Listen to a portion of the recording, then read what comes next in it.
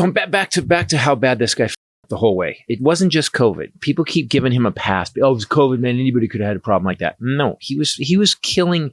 Remember his inaugural speech? Someone said yesterday on the radio, and I go, how are you mad during your inaugural speech?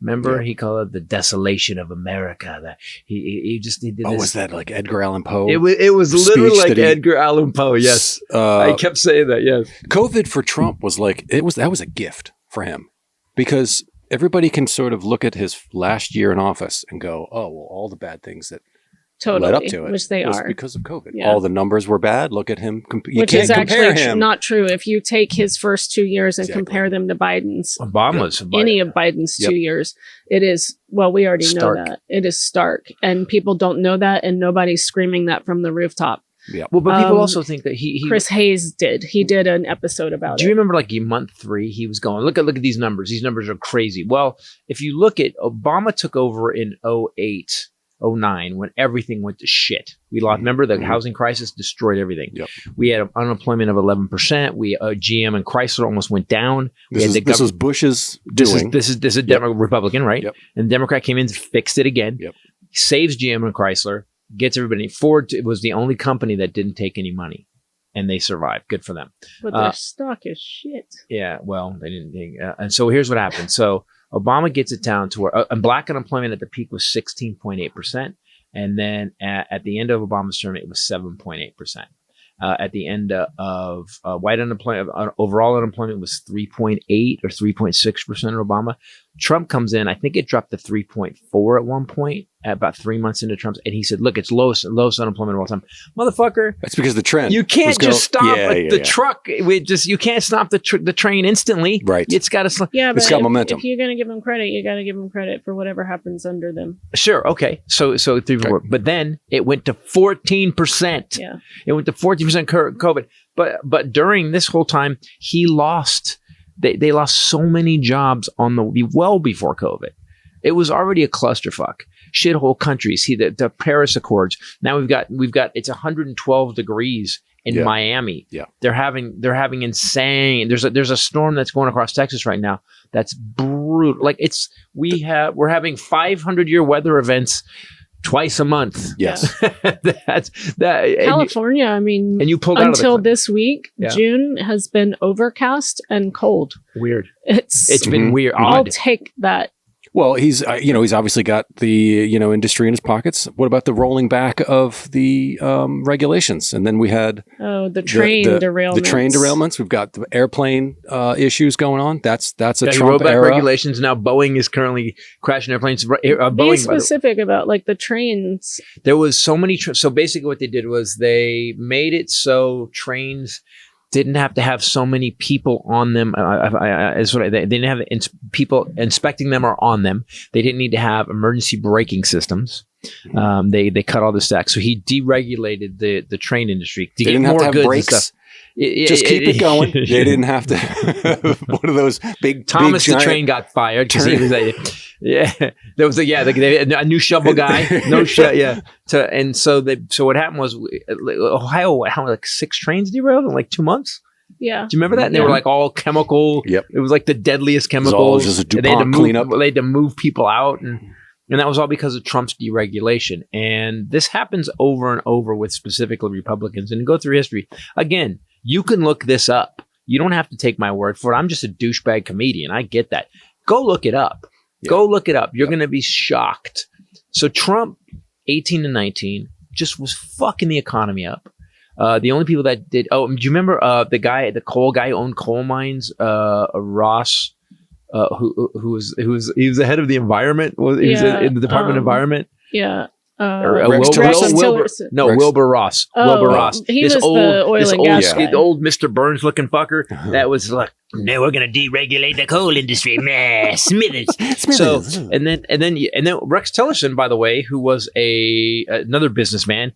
Rex Tillerson, who was weirdly has disappeared. By the way, have you just know that we haven't heard shit about Rex? Well, a lot of people have. Rex Tillerson's the one that came out and said after we had a meeting where he yelled at front and he called Trump a fucking moron. Yeah. After like one meeting, he knew immediately. But that's the problem when you get competent people. Look, everybody wants, I guess the diamond of the job is, oh my God, I work for the president of the United States. That's awesome. Holy shit, the president of the United States is a fucking. Yeah. I can't say that word either. That's fine. Marty, I already got the fucking big Snippety ass snap. You can't go through the city scissors are this coming out. This one's going to take a minute to edit because I'm so mad. And then he appointed to the Supreme, and Republicans again. Obama had a Supreme Court pick. He was going to put Merrick Garland on the Supreme Court, who's the most even-tempered.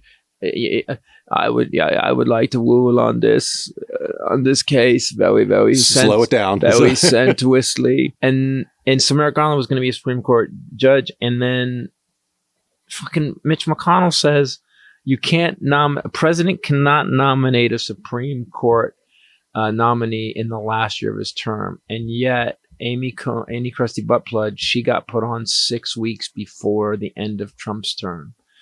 Brett Kavanaugh is weren't all three of them? Weren't they all put on? Gorsuch, was it Gorsuch? Yes. Yeah, I mean, it's like, and you just go, they were all done, and the fucked up part is that they're so bald-faced about it. They don't have any concept of integrity or honor. Like, and that's when people go, why are you a Democrat? Because they fucking have honor, at least.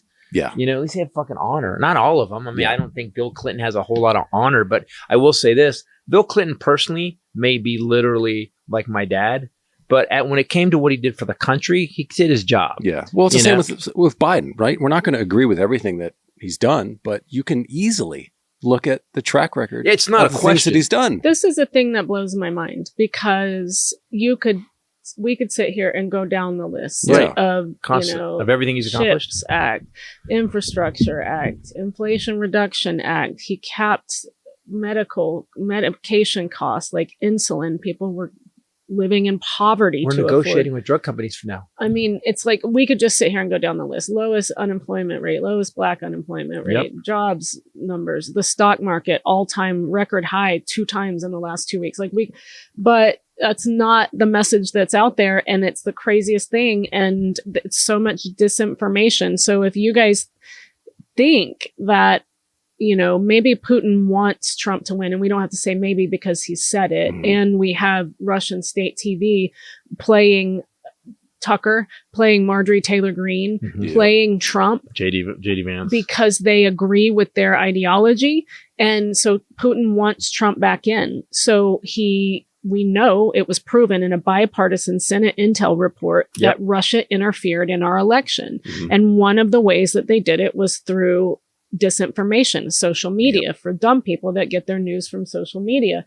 And they actually tracked some of the lies back to Russian state TV or back to a disinformation machine in St. Petersburg.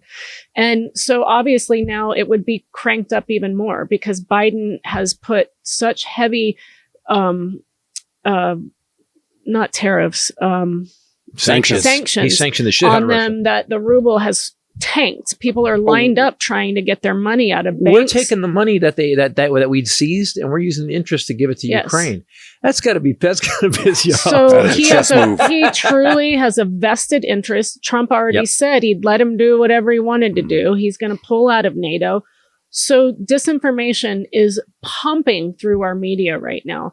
And it's crazy to me, like even little things. Like today I saw a verified account on Instagram posted, this is not about the election, but with a news story. And it looked so real about how a Canadian cancer hospital apologized for saying cervix instead of front hole because they didn't want to offend trans people. And it was so real. And I actually had a moment where I was like, what? Don't ever say front hole again. None of us. So I went and looked it up. A pact that we'll never say that again. We will never say that. Is the worst thing I've ever heard. PolitiFact fact-checked it. It's not true. Now, they did say on their website that they use medical terminology while acknowledging that some transgender and non-binary patients may prefer to use the term front hole instead of cervix. So I guess that is a phrase I didn't know. Ricky Gervais had a great bit about it. But Tommy Lauren picked it up and put it on she put a video on X, put it on her podcast. And so I'm sitting here looking at all of these people with millions of followers that went and ran this. And it's not true. It's not true, right? You can easily look up. That is election based, because anything that sort of leans on woke, liberal, whatever acceptance of people, anything that can be perceived as negative against that means let's push the country towards the right because these people are crazy. Yeah, they're crazy. Right?